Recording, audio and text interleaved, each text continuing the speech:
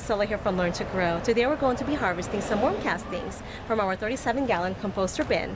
Now we don't rotate this just because this is where we keep our composter worms or red wigglers. I try to harvest every 3 months or every quarter, so that way our bin doesn't get filled up with worm castings, so it's not really healthy for the worms to live in their own poop for long periods of time. So let's take a look at how I harvest and how I prepare for this. I usually try to harvest one side at a time, so I would feed on one side, and so that way the worms will migrate on that side. So I started feeding on the right side of the bin about 5 days ago. That way the worms will migrate to the right side, and so they'll be less likely to be on the left side of the bin where most of the worm castings I'll be harvesting today.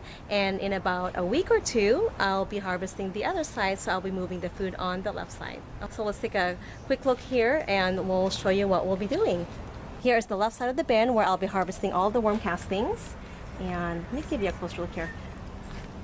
Your worm castings should look like spent coffee grounds, so not too wet and not too dry. And you can cure this and let them dry, so that let the moisture evaporate for a few days in a bin.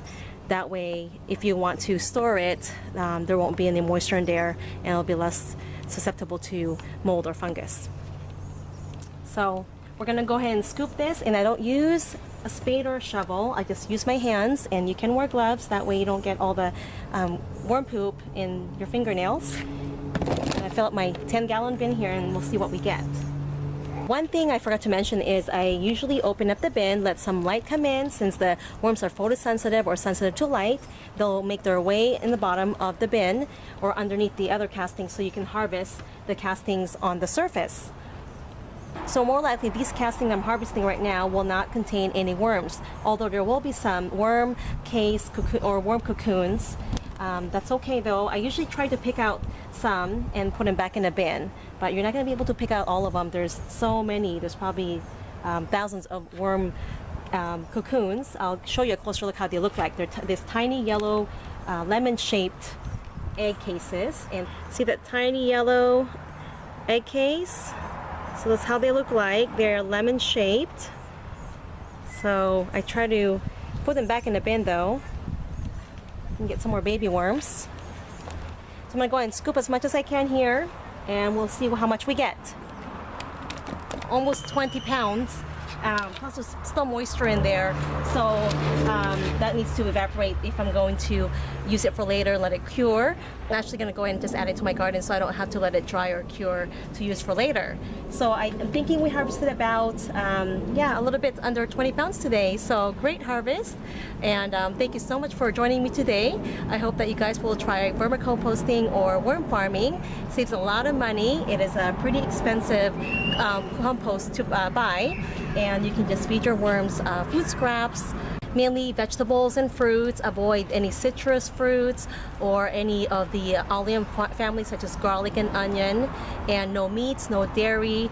If you'd like to learn more about vermicomposting, go ahead and check out the link below. I have a playlist of worm farming, so there'll be information there so you can start your own worm bin. Thanks for joining me today. Have a wonderful day and happy gardening. Alright, time to harvest the right side of the bin, but first I wanted to show you guys the seedlings that are sprouting in there. I think those are cantaloupe seedlings. So that tells you how healthy vermicompost or worm castings are. They provide our plants with vital nutrients, enzymes, and beneficial microbes that help our plants grow. So we got one of our 10-gallon bins filled. It's very heavy. So a gallon is about 6.5 pounds of worm castings plus some organic matter. So this is probably close to about 60 pounds, around there. It's pretty heavy. Oh yeah. Actually almost as heavy as one of my kids. So yeah, this is about a little bit over 60 pounds. I'm gonna harvest the rest of it another day.